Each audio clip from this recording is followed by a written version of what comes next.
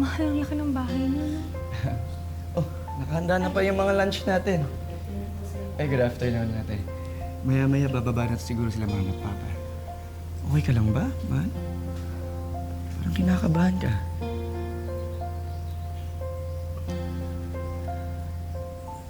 Man, huwag kang mag-alala. Maayos yung parents ko.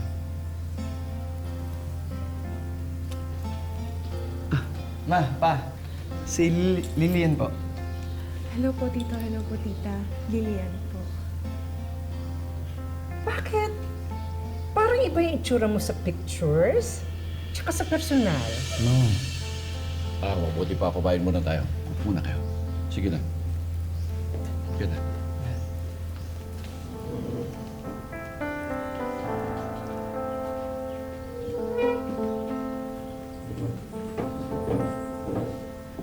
Lilian, paano ulit kayo nagkakilala nitong si Miguel? Nagkakilala po kami sa isang jewelry shop sa Ongpin. Regular customer ko po siya nun. Ako rin. Mahilig sa gold. Obvious ba? So, may jewelry shop ka pala. Tita, hindi po kayo may-ari ng jewelry shop. Tindera lang po ako doon.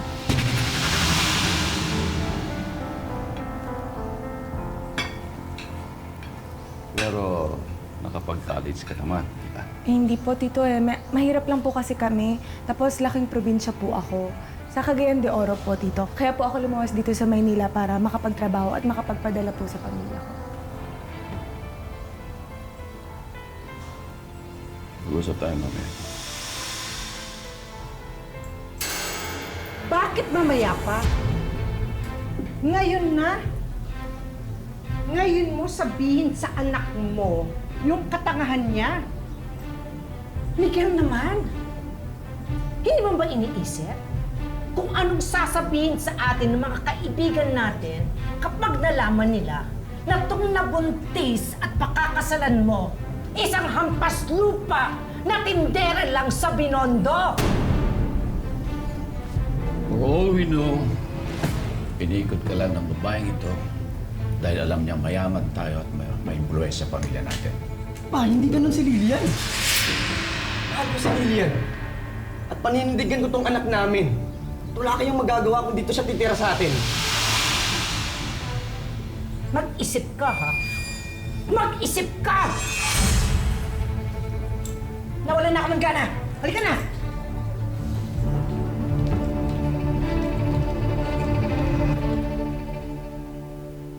Mahal, sandali. Mahal, sandali. Mahal, I'm really, really sorry. Aayusin ko to, promise. Kakausapin ko sila mama at papa.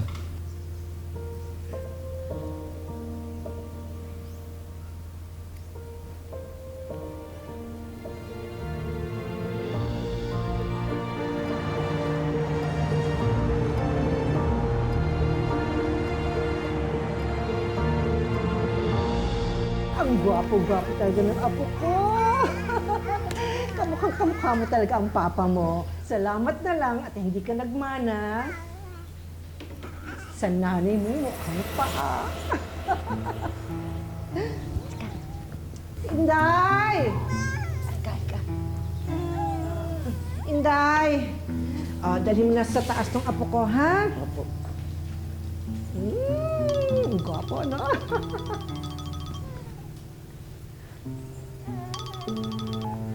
Bes! Ha? Nandito ka na? Diyos ko, ang dugit-dugit ko pa man din ngayon. Naglilinis kasi ako ng bahay. O sige, basta pumasok ka na lang ha. Hindi na lang kita dito. Okay, sige. Okay. Kaya hindi ka matapos-tapos sa ginagawa mo eh. Kung ano-ano inaatupag mo. Tita! Tita! Ang tanga-tanga mo! Ang tanga-tanga mo! Hindi mo sinabi na kasaktan! Tita, tama na! Ang tanga na! Gaga! Bakit po parang kasalanan ko? Nakita niyo naman po na nagmamapa ko, di ba? Nakita niyo rin po na basa yung sahig. Nagpipilosopo ka pa, ha? Sumasagot ka pa! Ito yung bagay sa'yo! Yan! Bakit ka? Yan ang bagay sa'yo! Ano ginagawa niyo? Bakit niyo sinasakta si Lilian? At sino ka, ha? Bakit ka nakikialam dito? Kaibigan po ako ni Lilian. At alam ko po lahat ng ginagawa niyong pangapi sa kanya. Isa ka pang tonto! Sama kayo! Huwag kang makikialam dito, ha? Ginawa niyo na nga siyang kasambahay, hindi pa kayo nakontento. Sinasaktan niyo pa! Miguel, itong si Lilia, itong kaibigan niya, pinagtutulungan ako! Tama ba yung ginagawa ng nanay mo, ha? Binuhusan niya na pinagbabaran ng map? Sinungaling ka! Sinungaling! Miguel, halika na! Halika na! Punta tayo sa anak mo! Halika na!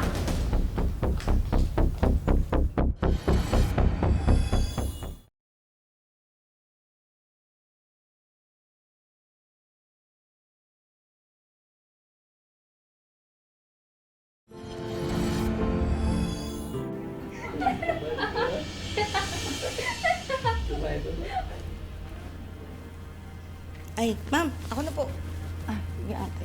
Maraming salamat. Puntahan ko lang si Sir.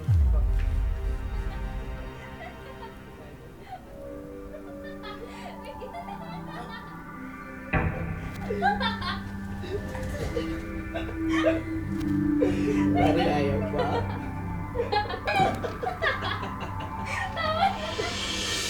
Mga hayop kayo? Ang kakapal ng mukha nyo! Hayop kang babae ka! Lilia, tama na! Lilia, bitawan mo siya! Hayop ka!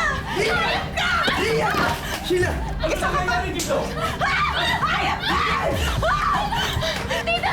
Mabuti kayo! Sinasaktan niya ako! Kapal din ang mukha mo talaga, eh, no?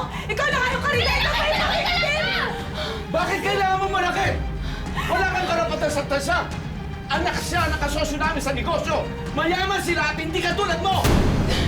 Siya yung karina ng anak niyo, pero siya pa rin yung kinakampihan niyo! Huwag mong bastusin yung magulang ko, ha? Sa ka pa, hayop ka! Huwag kang saktan yan, ha? Tumigil ka, ha?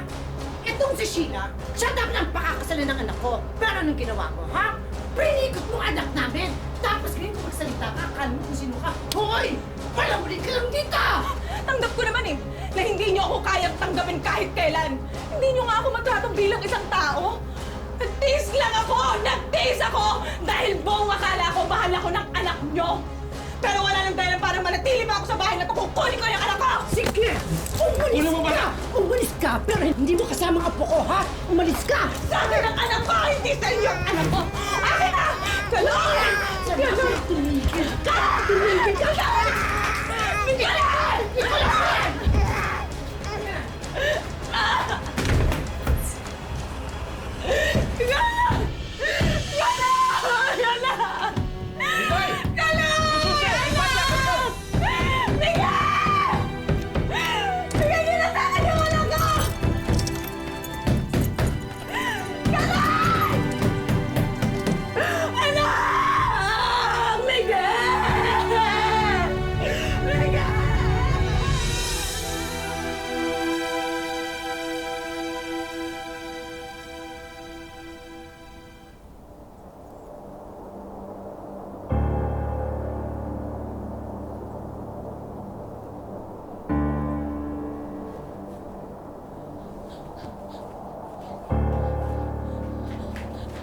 Miguel!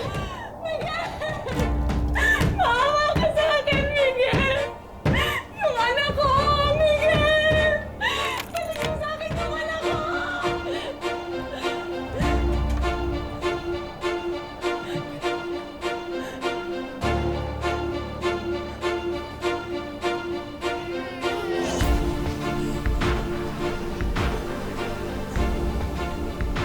Aalis na ako dito kasama ang anak ko at hindi mo na ako mapipigilan! Lilia, sandali. Pakinggan mo muna ako. Kausap ko na si Mama at Papa. Pumayag na silang umuwi ka sa probinsya kasama ang anak natin.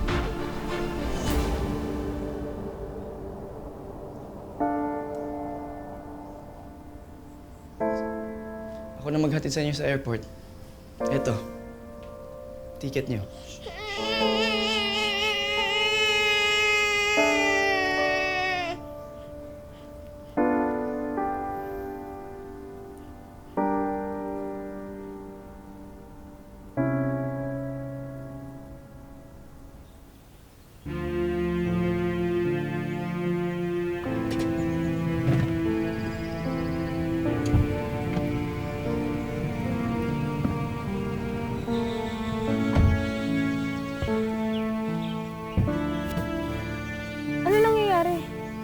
nga rin alam eh. Bigla na lang tumirik yung yung kotse.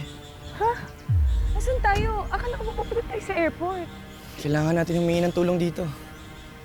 Ako na ikakarga kay baby kasi kanina mo pang tinakarga yan para makapagpahinga ka.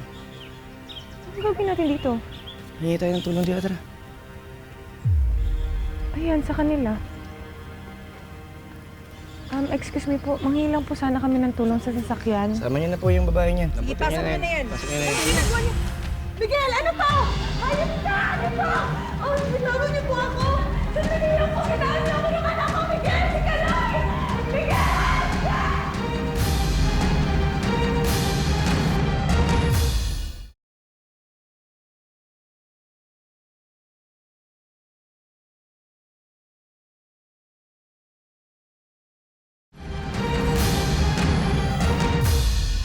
Miguel! Ano ba to, Miguel? Ano to? Wala mo ba doktor na pwedeng tumingin sa akin dito? Para mapatunayan na wala po akong sakit sa utak. At tingnan niyo nga po yung ginawa niyo sa akin pagtapos yung kalad ka rin dito. Miguel, please, maawa ka na sa akin, Miguel. Ano namang kalokohan to, ha? Bakit niyo ba ginagawa sa akin to? Wala kang kakayahang magpalaki ng bata dahil baliw ka. Kaya dito ka nababagay. Totoo yun, Dok. Hindi totoo yun. Maniwala po kayo sa akin. Dok, ipasok niyo na sila. Alam niyo na gagawin. Dok, Dok, hindi po. Maawa ka sa akin, Miguel.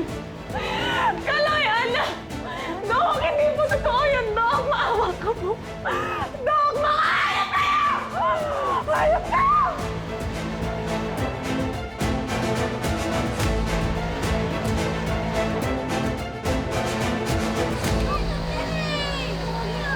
Baby ko to. Baby ko. Ayan, tuloy po. Kasi ikaw ay ang baby ko to. Ayan, ito. Yung baby ko. Nabasin niyo po ako dito! Sir! Sir! Sir! Sir! Sir, maawa na po kayo sa akin. Palabasin niyo po ako dito, sir. Please lang po. Kuya! Kuya! Pati niyo po ako, kuya. Maawa po kayo sa akin. Please lang po. Ginagawa lang po nila to para mawalay ako sa anak ko. Please lang po. Sir! Yung anak ko po, kailangan po ako ng anak ko, sir! Kuya!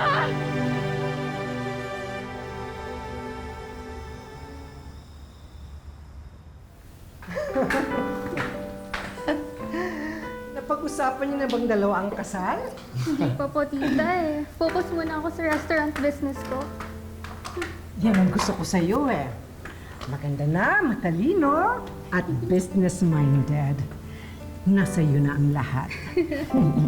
Salamat po, tita. Pero, tita, paano po kung bumalik si Lilian? Huwag kang mag-alala sa babaeng yon. Hindi yon basta-basta makakalabas ng hospital. Kinuntsaba ko na yung doktor at saka yung staff doon. Di ba, Miguel? Tsaka kung makakalabas mo siya, hindi niya makukuha ang anak ko. At may record na siya na wala siya sa tamang pag-iisip, kaya she's incapable na maging nanay. Lilian! Lilian! Miguel! Nasa si Lilian? Nilabas niyo si Lilian! Lilian! Inday! Inday! Palayasin mo nga yung babaeng yon. Bilis! Ate! Nasaan si Lilian? Ilang araw na siyang hindi nagre-reply sa akin ah. Nasaan ba yung amo mo? Kakausapin ko! Sandali lang po, ma'am. Kasi wala na po dito si Ma'am Lilian. Ano wala? Ma'am, huwag niyo na lang pong sasabihin na ako po yung nagsabi sa inyo. Kasi po, dinala na po si Ma'am Lilian sa mental hospital. Opo, tsaka narinig ko din po na pinagplanuhan nila na doon na po siya ikukulong.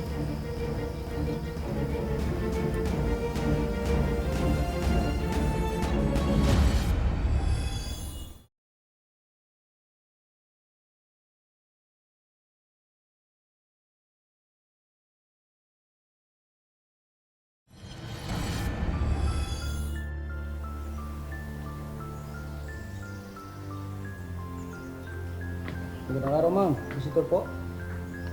Aalamin ko lang po kung nasa loob yung kaibigan ko. Ano pong pangalan? Lilian Bautista. Yan, Bautista.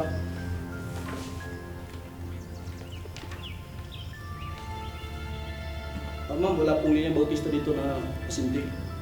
Hindi po. May nakapagsabi po sa akin na nasa loob daw yung kaibigan ko. Ikaw, pasok ka dun. O, sumabay ka na rin.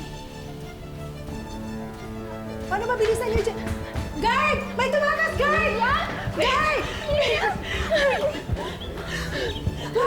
Kuya, lapit ka sa inyo! Huwag mo nga! Anong nangyayari dito? Pasok nyo na yan. Sige na. Huwag po! Please, maawa na po kayo! Sige! Bitawan na! Ikaw Sige na, pasok na yan. Ipapapulis kita! Ipapapulis kita! Bakit mo inadmit yung kaibigan ko sa loob? Eh, wala nang masakit sa utak ko ah! Sige na, pasok nyo na yan. Sige, idedemanda ko kayo! Subukan niyo ipasok! Ipapapulis ko kayo!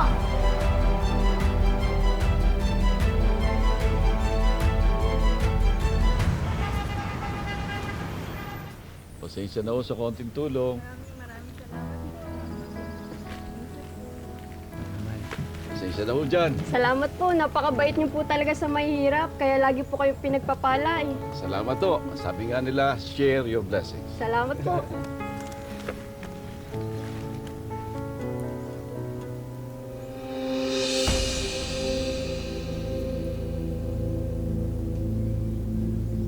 Lilian, ano ginagawa mo dito? Hindi ako manggugulo basta ibalik niyo lang sa akin yung anak ko. Hinday, iakit mo yung bata. Saan niyo dadali yung anak ko? Kaloy, anak! Lilian, mahiya ka naman! Alam mo sa sarili mo na hindi mo kayang alagaan yung bata. Hampas lupang tindera ka lang. Mas mabuti kung sa amin siya lalaki. Tumigil ka! Tama na! Tama na! Makinig kayo lahat sa akin. Yang pamilyang yan, kinulong nila ako sa metal para pagmukain na may sakit ako sa isip. Huwag ka mag-skandalo dito! Hindi totoo yung mga sinasabi niya! Hindi totoo? Binuntis ako ng lalaking to. Tapos ngayon, tinatanggalan nila ako ng karapatan sa anak ko. Ano? Natameme kayo? Bakit hindi niyo ako gulpihin ngayon? Gulpihin niyo ako, pakita niyo sa kanila lahat kung gaano kayo kasama. Bigay mo na ang bata. Ayaw. Sige na. Akin na yung anak mo. Oh! Akin na yung anak ko!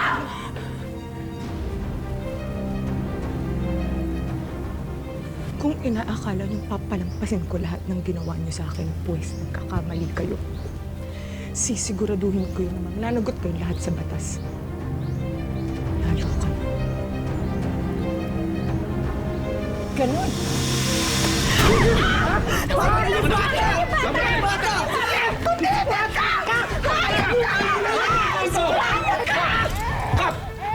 Takpin mo yung babae niya!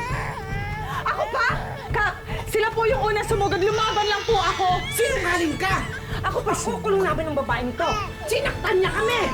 Ako pa yung ipakukulong niyo? Kuya. Mr. Parcon. Mrs. Parcon. Hello, Mayor. Chairman. May narinig ko akong malita eh. Alam kong malaking naitulong ang pamilya mo sa barangay na ito. Pero kailangan kong maging patas. Bakit niyo siya ipinakulong sa mental hospital gayong wala naman siyang sakit sa pag-iisip? Sira talaga ulo ng babaeng yan, Mayor. Gusto po nilang palabasin na wala ako sa tamang pag-iisip para mawalan po ako ng karapatan sa anak ko. Tama naman ang pinaglalaban niya. Sa nanay dapat lumaki ang bata 7 taong gulang pababa kung maghihiwalay ang mga ito. Lilian, ano ba ang gusto mo mangyari sa ngayon? Ayoko na pong magsampa ng kaso. Ang gusto ko na lang ngayon, sustentuhan kami ni Miguel. 50,000 kada buwan. Ano? 50,000? Ang laki naman ang hinihingi mo. Ma, tama na, Ma. Ibigay mo na yung gusto para matapos na to. Hindi ako papayag. Tumigil ka nga dyan. Kasalanan mo to eh. Tandaan niyo, hindi pang lilimos yung ginawa ko. Obligasyon yun sa anak ko.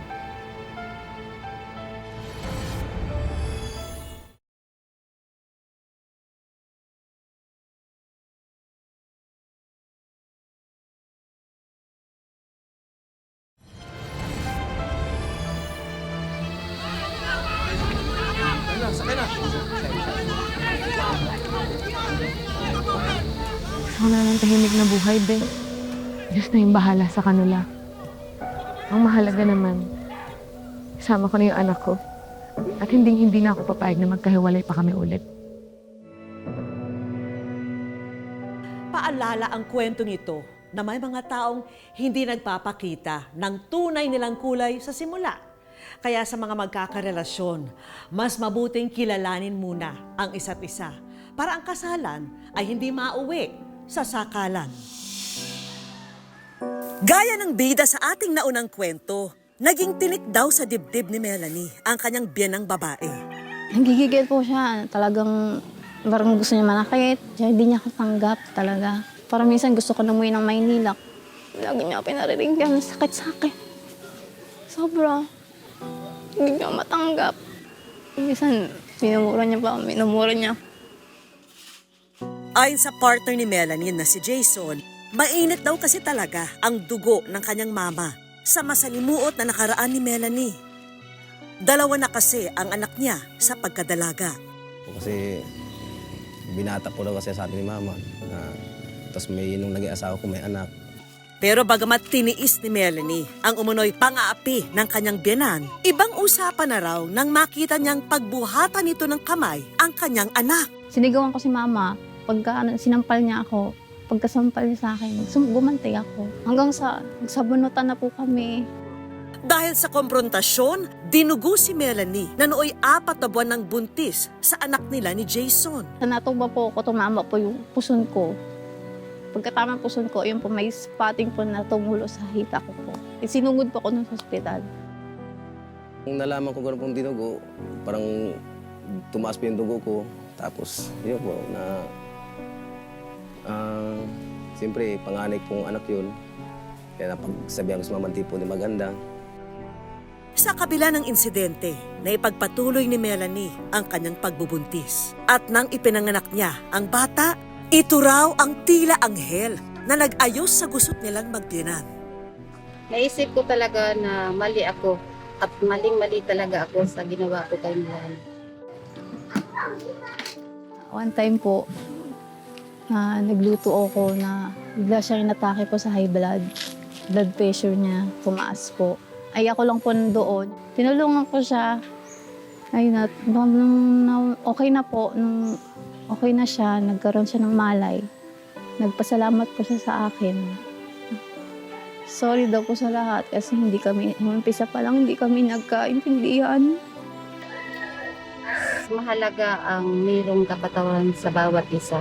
Mas magandang pakiramdam na mas masaya ang magpamilya sa loob sa isang bahay. Sa ngayon, sa Rizal na nakatira sina Melanie. Samantalang sina Nanay Sedena ay nasa Masbate. Matagal na raw silang hindi nagkikita kaya gumawa kami ng paraan para muli silang makapagkamustahan.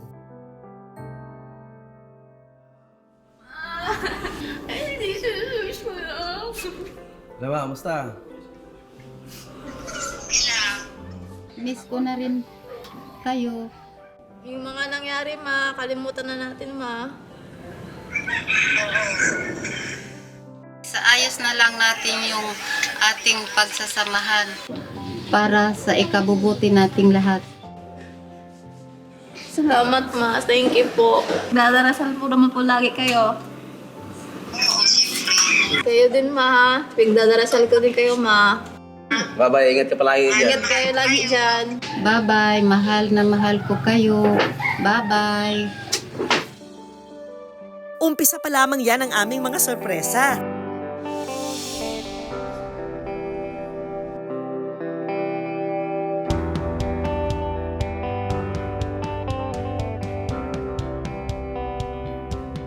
Para tuloy-tuloy ang gulong ng buhay, hatid natin ang isang tri-wheel bicycle para makatulong sa transportasyon ng mag-asawa. Meron na rin silang panindang bigas, kimchi products at chicharon. Isang shoe business package din ang maaari na nilang simulan. Sobrang galak po, sir. Sobrang saya ng tanggapin niyo po. Ang kabuhayan. ang mga gamit pang bata na ito at dagdag school supplies para naman sa kanyang mga anak. Para sa kanilang binubuong munting tahanan, handog natin itong home appliances. Para mas madalas nang makausap at makita ni Nanay Sedena ang pamilya niya sa Maynila, handog natin ang brand new smartphone na ito. Magiging masaya siya. May makakausap namin sila.